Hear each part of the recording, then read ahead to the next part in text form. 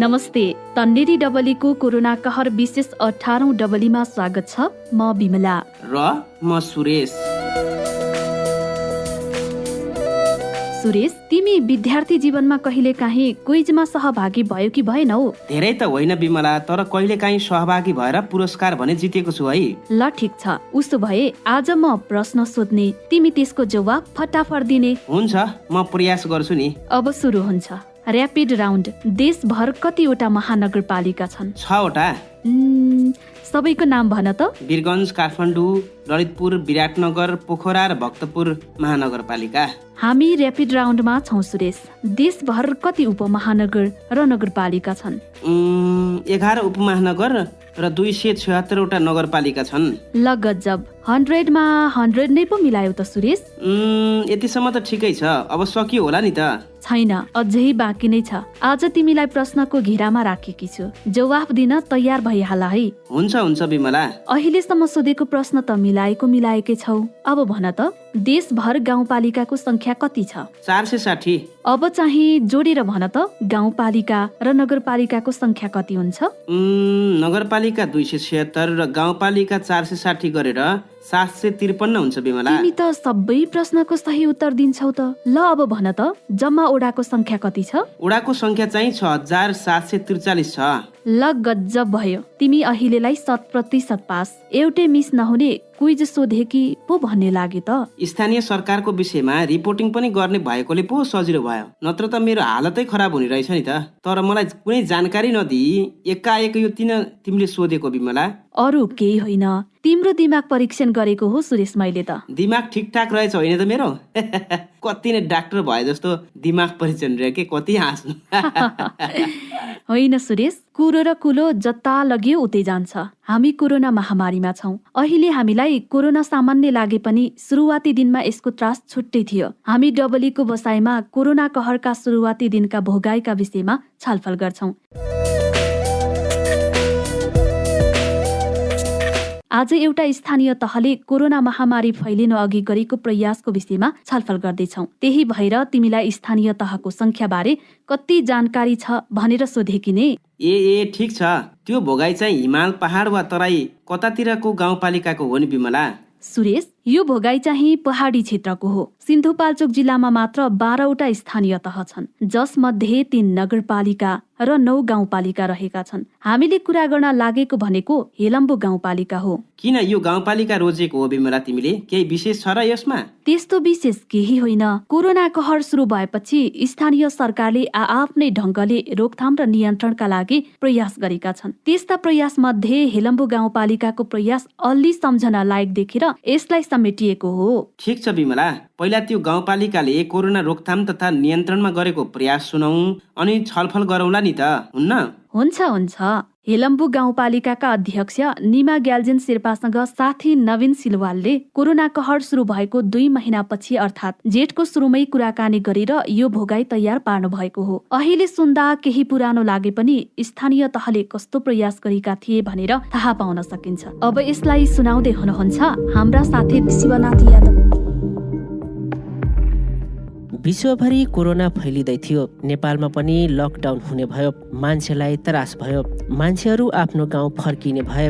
सतर्क हुनुपर्छ भन्ने कुरा आयो। मान्छेहरू धमाधम गाउँ फर्किन लागेपछि हामीले हाम्रो गाउँपालिकाको सिमानामा हेल्थ डेस्क स्थापना गर्यौं। मान्छेको टेस्ट गराउने र कोरोना सम्बन्धी जानकारी त्यही ठाउँबाट दिन थाल्यौं। त्यति बेला गाउँ गाउँमा पुग्नु भन्नुभन्दा पनि त्यही डेस्क मार्फत जनचेतना फैलाउँदा धेरै ठाउँमा पुग्छ भन्ने लाग्यो। नेपाल सरकारले पनि सबैले क्वारेन्टाइन स्थापना गर्नुपर्छ भन्ने कुरा आयो। सबै बन्द थियो, सामान कहीँ पाउन थियो। बल्ल बल्ल हेलम्बुका केही पसलबाट 40-50 सेट बेडका लागि सामग्री पायौं, तर त्यसले पुग्दैन थियो। हाम्रोबाट काम गर्न कोही भारतको लद्दाखसम्म पुग्छन्। काठमाडौँबाट पनि कति फर्किने हुन्। बाहिरबाट आउने सबैलाई 14 दिन त राख्ने पर्यो। जनप्रतिनिधि साथीहरूलाई काठमाडौँको एउटा फ्याक्ट्रीमा पठायौं। त्यहाँबाट ल्याएको सामग्रीले 300 वटा जति बेड बनाउन पुग्यो। पहिले गाउँपालिकाको सबैलाई पाएक पर्ने ठाउँमा क्वारेन्टाइनको व्यवस्था गरेका थियौं, तर अर्को गाउँको मान्छेलाई हाम्रो गाउँमा राखेको भनेर विवाद हुन थालेपछि 39 ठाउँमा स्वास्थ्य सुरक्षा समिति गठन गरेर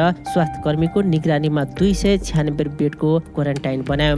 लकडाउन पछि विदेशबाट आएकाहरूको परीक्षण गरेर सबैको नतिजा नेगेटिभ आएपछि घर पठाइएको छ। खानेकुरामा त हेलम्बु आत्मनिर्भर छ पहिलादेखि नै। भौगोलिक हिसाबले विकट ठाउँ भएकोले हेलम्बुमा औषधिको कमी हुन्छ भन्ने लाग्यो। फेरि त्यो मौसमी रुगाखोकी बढ्ने समय थियो, यसले धेरै दुःख दिन सक्छ। त्यसैले मानिसहरू त्रसित थिए। एकदम डरलाग्दो समय थियो। सबैजना आत्तिएका थिए कोरोनासँग।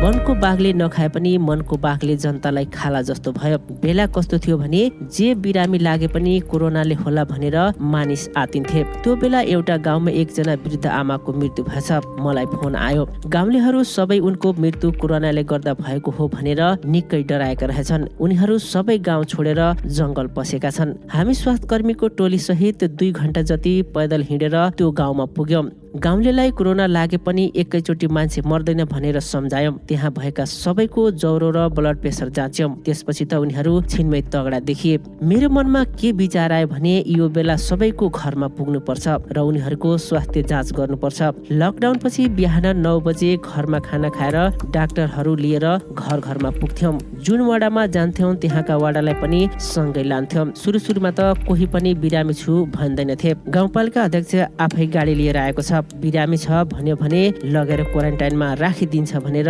कसैले बिरामी छु भन्दैन भन्ने। तर पछि हामीले सम्झाएपछि आउन थाले। पछिबाट त सामान्य रुगाखोकी लागे पनि हामीलाई खबर गरे। जनताको घर घरमा पुग्दा औषधि खाएमा कोरोना लाग्छ भने गलत अफवाहले गर्दा औषधि खान छोडेको पनि भेट्यौं। हामीले धेरै दीर्घ रोगीहरू पनि भेट्यौं। कतिका औषधि सकिन थालेका थिए, कतिले औषधि किन्न नसकेर छोडेका थिए। विदेशको कुरा सुन्दा मलाई लाग्यो कोरोनाको भर छैन। यस्तो अवस्थामा औषधि नपाएर मान्छे मर्न सक्छ। त्यसपछि गाउँपालिकाको बैठक बसेर लकडाउनभरि दीर्घ रोगीलाई निशुल्क औषधि दिने निर्णय गर्यौं। दीर्घ रोगीहरूको लिस्ट तयार गर्न सबै ठाउँमा फोकल पर्सन तोक्यौं र कसलाई कुन कुन औषधि चाहिन्छ भनेर मेसेन्जरबाट जानकारी सङ्कलन गर्यौं। हाम्रा केही साथीहरूले काठमाडौँबाट औषधि ल्याए। औषधि खोज्न काठमाडौँ पुगेका साथीहरूले दीर्घ रोगी जनताले जुन कम्पनीका औषधि खाइरहेका थिए त्यही कम्पनीका औषधि खोज्न धेरै ठाउँ डुल्नु परेको पनि सुनाउनु भयो। औषधि खोज्न काठमाडौँ पुगेका साथीहरूले हाम्रा दीर्घ रोगी जनताले जुन कम्पनीका औषधि खाइरहेका थिए त्यही कम्पनीका औषधि खोज्न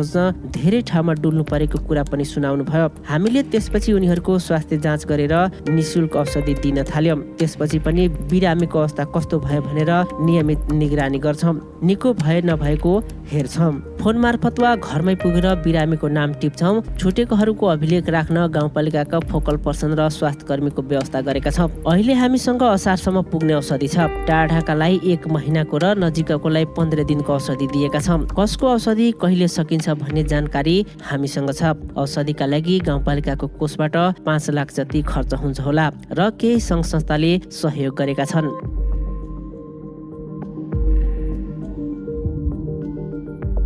चुनावको बेला पुग्न नसकेका ठाउँमा पनि अहिले पुग्न पाए। तर अहिले र भोट माग्न जाँदा गरेको गाउँ भ्रमणमा आकाश जमिनको फरक छ। यो मेरो दायित्व हो भन्ने लाग्छ। हाम्रोमा चुनावताका भोट पाउन जे पनि गर्छु भनेर चुनाव जितेपछि भुल्ने प्रवृत्ति छ। मलाई लाग्यो यस्तो विपद हो नि जनतामाझ अभिभावक बनेर उभिने। कोरोनाले सबै डराएको बेला झन बढी जनताको सेवामा लाग्नु मेरो दायित्व हो भनेर मैले त्यसो गरेँ। कतिपयले गाउँपालिका अध्यक्षले कोरोना सार्छ कि भनेको पनि सुने छु, तर मैले त्यस्ता कुराको वास्ता गरेको छैन। तर म सचेत भनेछु। त्यसैले हामी गएको ठाउँमा भिडभाड नगर्न र एकै ठाउँमा जम्मा नहुन भन्छु। यसरी घर घरमा पुग्दा मानिसहरूको खुसी देख्दा आफूलाई भित्र देखिने शक्ति मिल्ने रहेछ। बिहान खाना खाएर बस्तीमा हिँडेपछि कहिलेकाहीँ राति 10 बजे मात्र घर आउँथे। विपदमा गाउँपालिका जनतासँग छ भन्ने अनुभूति गराउन सकेको छु कि जस्तो लाग्छ। सुरुवात गरेपछि सबैमा पुग्नुपर्छ, नत्र जनताले मेरोमा अध्यक्ष आएन भन्छन्। म स्वास्थ्य टोलीसँग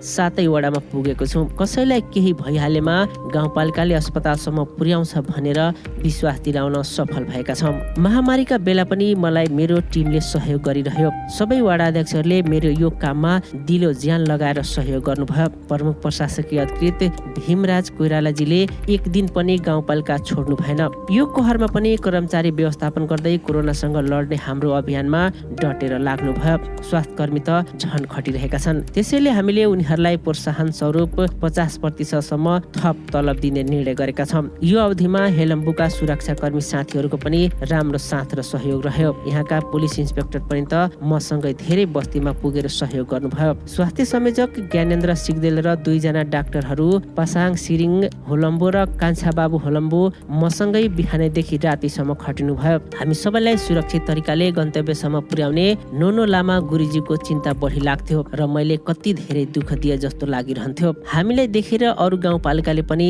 दीर्घ रोगीहरूको नाम सङ्कलन गरिरहेका छन्। एक दिन अर्को गाउँपालिकाको अध्यक्षज्यूले फोन गरेर तपाईहरूले त्यहाँ दीर्घ रोगीलाई औषधि बाँडेकोले हाम्रोमा पनि जनताले औषधि मागेका छन्, तपाईहरूले त्यो काम कसरी गर्नुभयो भनेर सोधे। यसरी मैले गरेको कामले गर्दा अर्को ठाउँका दीर्घ रोगीले समेत सेवा पाउने भए भन्ने सुन्दा खुसी लागेको छ। कोरोनाको कहरले मलाई दीर्घ रोगीहरूले खाने औषधि र उनीहरूको पीडाको बारेमा समेत थाहा भयो। अब आउने वर्षबाट बजेट मार्फत नै उनीहरूले खाने औषधिका लागि रकम छुट्याउनु पर्छ भन्ने महसुस गराएको छ। यो कार्यक्रम आगामी आर्थिक वर्षमा निरन्तर गर्ने विचार छ। लकडाउनको समयमा सबैजना घरमा बसिरहेको बेला म बाहिर गएर काम गरिरहँदा परिवारबाट पनि सहयोग नै भयो। घरमा कहिले पनि किचकिच त भएन, तर मलाई माया गर्ने साथी इष्टमित्रहरूले फोन गरेर आफ्नो ख्याल राख्नु, सुरक्षा अपनाउनु भनिरहन्थे। राजनीतिक कर्मी साथीहरूले हेलम्बु गाउँलाई तपाईको अझै आवश्यकता छ, आफ्नो स्वास्थ्यको ख्याल गर्नुहोला भनेको सुन्दा आफूलाई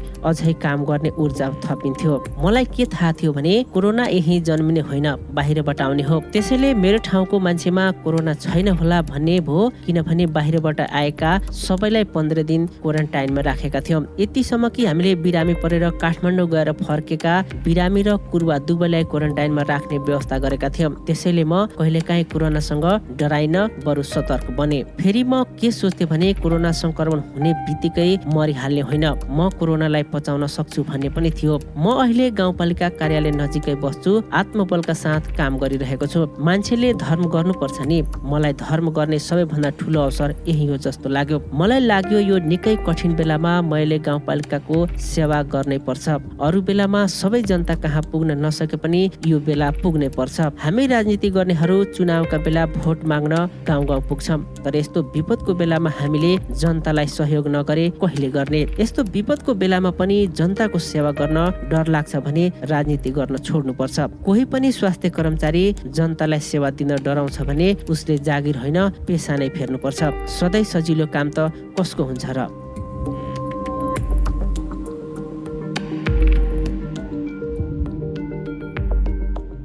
मान्छेले पुण्य गर्ने भन्छन्। मेरो विचारमा यस्तो अवस्थामा खटिएर लाग्नु जनप्रतिनिधि र स्वास्थ्यकर्मी सबैको जिम्मेवारी हो, साथै यो पुण्य कमाउने काम पनि हो। कतिपयले मलाई भन्नुहुन्छ हामीले आफ्नो परिवारलाई यसरी उपचार गर्न सकेका छैनौँ, तपाईले अभिभावकको भूमिका निर्वाह गर्नुभयो, यसले गर्दा मलाई पनि अझ काम गर्न जागर चल्यो। मिडियामा धेरै आएपछि प्रचार मात्र हो कि साँच्चै गाउँपालिका अध्यक्ष घर घरमा हिँडिरहनु भएको छ त भनेर हेर्न मिडियाका साथीहरू आउनुभयो। फिल्डमै आएर हेरेपछि छक्क पर्नुभयो। म नहिँडेको भए स्वास्थ्यकर्मी साथीहरू यसरी हिँड्दैनथे कि झै लाग्छ। म स्वास्थ्यकर्मी साथीहरूसँगै भएकोले उहाँहरूलाई पनि काममा सजिलो भयो। हामीले स्वास्थ्यकर्मीलाई पिपी सेट, मास्क, सेनिटाइजर दिएका छौँ। के थाहा भोलि के हुने हो? त्यसैले हामीले अक्सिजन पनि तयारी अवस्थामा राखेका छौँ। लकडाउनले गर्दा हेलम्बु गाउँपालिकाका थुप्रै नागरिक काठमाडौँ तथा अन्य जिल्लामा अल्पत्र परेको थाहा पाएपछि उनीहरूलाई ल्यायौँ। काठमाडौँसम्म 22 वटा बस पठाएर हेलम्बुका नागरिकलाई ल्याएका थियौँ। उनीहरूलाई 15 दिनसम्म होम क्वारेन्टाइनमा राखिएको थियो। लकडाउनका बेलामा केही नगरी बस्यौँ भने पछि गरिब र भोकमरी आउन सक्छ। अहिले खेतीको समय भएकाले किसानहरू खेतीपातीमा जुटेका छन्। यो वर्ष खेती भएन भने अर्को वर्ष थुप्रै समस्याहरू थपिन्छन्। यस्तो अवस्थामा गाउँपालिकाले नै सहकारी संस्था मार्फत मल खाद ल्याउने व्यवस्था गर्यो। सहकारी संस्थालाई मल खाद ढुवानीमा अनुदान दिने निर्णय गरेका छौँ। सुपथ मूल्यमा बिउ बिजन बिक्री वितरणको व्यवस्था गरेका छौँ। हामीले हेलम्बुमा खाद्यान्न बाँडेनौँ। यहाँका जनता खाद्यान्नमा आत्मनिर्भर हुनुहुन्छ। धान आलु जस्ता खेती हुन्छ। राहत कसलाई दिने कसलाई नदिने बस्ने भनेर कठिनाइ हुन्थ्यो। राहत बाँड्न मलाई धेरै चासो लागेन, किनभने राहतले मान्छेलाई अल्छी बनाउँछ। जसलाई राहत चाहिन्छ वाडामा नाम सङ्कलन गर्ने र विकास निर्माणको काममा लगाउने निधो गर्यौं। 1 महिना काम गर्ने हो भने एकजनाले 15-20 हजार रुपियाँ पाउँछ। त्यो 1 बोरा राहतको चामल भन्दा निकै बढी हुन्छ। मलाई यहाँ राहत बाँड्नुपर्छ जस्तो लाग्दैन। फेरि राहत भनेर बाँडे सबैले आशा गर्छन्, नचाहिदो कलह र झगडा निम्तिन्छ। त्यसैले राहत नदिने तर अपाङ्गता भएका व्यक्ति, अशक्त वृद्धलाई भने घरमै राहत पुर्याउने काम गरेका छौँ। कोही भोकै परे भने उसलाई हेर्ने भनेर वडा अध्यक्षसँग सल्लाह पनि भएको छ। राहत मात्रै दिँदा मान्छेले अल्छी हुन्छन्। म लगायत सबै जनप्रतिनिधिको 1 महिनाको तलब भत्ता राहत कोषमा जम्मा गर्ने निर्णय गरेका छौँ। विपद व्यवस्थापन कोष बनाएका छौँ। प्रदेश सरकारले 10 लाख रुपियाँ पठाएको छ। कर्मचारीहरूले पनि केही रकम राख्ने भनेको छ, त्यो पनि यसैमा हालेका छौँ। यस कोषमा पैसा कम भयो भने विकास निर्माणको कामलाई रोकेर भए पनि यस कोषमा पैसा कम हुन दिन्न र जनतालाई दुःख हुन दिन्न। विमला, यो भोकाइ सुनेपछि मलाई त कोरोना कहरका सुरुवाती पीडादायी दिनको पो याद आयो। क्वारेन्टिनका नाममा कति सर्वसाधारणले दुःख पाए। तराईमा त भारतबाट नेपाल भित्रनेको ओहिरो नै लागेको थियो। पहाडतिर बनाइएका अव्यवस्थित र असुरक्षित क्वारेन्टिनका तस्बिर र भिडियो देखेको थिएँ। धेरैले त स्कुल धर्मशालाहरूलाई नै क्वारेन्टिनको रूपमा विकास गरे। हो त नि, तर हेलम्बु गाउँपालिका र त्यहाँका प्रमुख निमा ग्याल्जेन शेर्पाले गरेको प्रयासलाई मान्नै पर्छ। सबै गाउँपालिकाले आआफ्नो ढङ्गले प्रयास गरेकै थिए, तर यो प्रयास प्रशंसा योग्य छ जस्तो लाग्छ मलाई त। दुःख त सबैलाई थियो नि। त्यो सङ्कटको समयमा जनताको घर घरमा पुगेर समस्या बुझ्ने जनप्रतिनिधिको कामको मूल्याङ्कन त हुनै पर्छ नि। जतिसुकै गरे पनि मान्छेले दोष त लगाइहाल्छन्। हेर न, गाउँ गाउँमा पुग्दा अध्यक्षले नै कोरोना सार्न लाग्यो भनेर आलोचना पो भएको रहेछ। नकारात्मक तर्फ नलागौ न भन्छन् नि। कसैले तिम्रो आलोचना गर्न थाल्यो भने तिमी सफलता नजिक पुगेका हुन्छौ। कोरोनाको समयमा धेरै दौडधुप गर्ने व्यक्तिले कोरोना सार्छ कि भन्नु पनि त सामान्य कुरा हो नि। त्यो त हो, तर कोरोनाको समयमा फ्रन्ट लाइनर माथि यस्तो दोष लगाउनु चाहिँ गलतै हो है विमला। त्यसमाथि रात दिन आफ्नो घर परिवार बिर्सिएर सङ्कटमा जनताका लागि खट्ने जनप्रतिनिधिको त सम्मान गर्छु है म त। हेलम्बु गाउँपालिकाले लकडाउनको अवधिमा दीर्घ रोगीलाई निशुल्क औषधि वितरण गरेको कुरालाई पनि मैले महत्त्वपूर्ण काम ठानेकी छु। कोरोनाको त्रास अझै बाँकी छ। देशको केन्द्रीय नेतृत्व कुर्सीका लागि लडाईँ लडिरहेको छ, तर स्थानीय तहका यस्ता काम देख्दा मन बुझाउने 1-2 ठाउँ छन् भन्न सकिन्छ। सुरेश, हो त नि विमला। अझ रोचक के रहेछ भने चुनावको समयमा भोट माग्न नपुगेका गाउँमा समेत अध्यक्ष औषधि लिएर पुग्नु भएको रहेछ। खास जनप्रतिनिधि अर्थात् जनताको अभिभावक भनेको यस्तै हुनुपर्छ। उहाँको यो प्रयासले नै त स्वास्थ्यमा केही समस्या भइहाले गाउँपालिकाले अस्पतालसम्म उपचारका लागि पुर्याउँछ भन्ने विश्वास स्थानीयलाई परेछ। अनि कोरोना रोकथाम तथा नियन्त्रणका लागि लकडाउन अवधिमा खटेका कर्मचारी र स्वास्थ्य कर्मीलाई प्रोत्साहन स्वरूप 50% थप तलब दिने निर्णयले पनि काममा थप उत्साह थपेको हुनुपर्छ। राज्यले अनावश्यक रूपमा पैसा फालिराखेको हुन्छ, तर काम गर्ने मान्छेको कहिल्यै प्रोत्साहन हुँदैन। तर हेलम्बु गाउँपालिकाले सङ्कटका साथीको दुःखलाई नजिकबाट निहालेको देख्दा साह्रै खुसी लाग्यो। त्यो त छँदैछ। आफू खट्दा साथ दिने स्वास्थ्य कर्मी र आफ्नो चालकसम्मलाई उहाँले सम्मान गर्नुभएछ। सबैको पेसाप्रति उहाँले दर्शाएको सम्मान भावले उहाँप्रतिको आदर अझै बढेको छ। तिमीले यसो भनिरहँदा मलाई सबैभन्दा मन परेको चाहिँ राहत वितरण नगर्ने निर्णय हो। राहतले मान्छेलाई अल्छी बनाउँछ भन्ने बुझाइ ठिक छ। त्यसको साटो खान नपुग्नेलाई राहत होइन, काम अर्थात् रोजगारी दिने निर्णय व्यवहारिक छ। एक पोका राहतले 1 हप्ता खाएर अर्को हप्ता भोकै बस्नुपर्ने बाध्यता त कसैलाई भएन नि। यसमा त म पनि सहमत छु। हामीले खोजेको र चाहेको जनप्रतिनिधि यस्तै त हो। तर अब अझै प्रशंसा गर्ने समय हामीसँग छैन है। तर केन्द्रमा पदका लागि लडाईँ गर्ने नेताले यस्ता जनप्रतिनिधिबाट पाठ भन्ने सिक्नै पर्छ। त्यो त हो। पदमा पुगेपछि राज्यको सम्पत्ति दुरुपयोग गर्ने जनप्रतिनिधि कुन मतदातालाई मनपर्छ र? अनि पदमा हुनेले फलानोले गर्दा काम गर्न पाएन, ढिस्कानोले गर्दा पाएन भन्दा पनि काम गर्ने उत्साह भए उसले आफ्नो जिम्मेवारीको काम जसरी पनि गर्छ भन्ने उदाहरण पनि दिएको छ जनप्रतिनिधिको कथाले। जनताको प्यारो हुन कहाँ यत्तिकै सजिलो छ र? ओहो, थप छलफल अर्को बसाइमा गरौँला। अब यो बसाइबाट भने बिदा माग्ने बेला भएछ। ल विमला, अब बिदा माग न त।